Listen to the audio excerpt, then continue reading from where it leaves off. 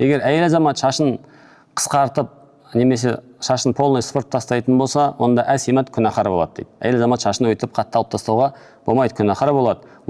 Тіпті лағнеттеледі дейді. Неге? Өйткені бұл жерде кімге ұқсау бар?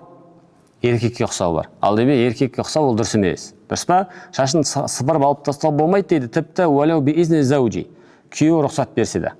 Күйеуі рұқсат берсе де болмайды.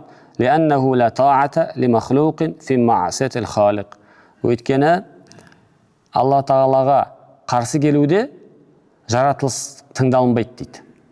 Бұл жерде Алла Тағала болмайды деп атқан болса, болмайды деген болса, күйеуің рұқсат беріп, күйеуің ал десе, алмаймыз деп жатыр.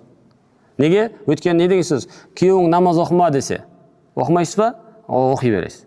Күйеуің ораза ұстама десе де, ұстай бересіз. Неге? Өйткені Алланың бұйрықтарында жаратылыстың әмірі тыңдалынбайды дейді. Жаратылыстың, яғни махлуқтың әмірін істелмейді. Сол сияқты неде, егер сенің шашыңды сыпырып таста, алып таста десе, ол кезде ол күйеудің әмірі тыңдалынбайды екен. Өйткені бұл жерде еркекке ұқсап қалу бар деп жатыр.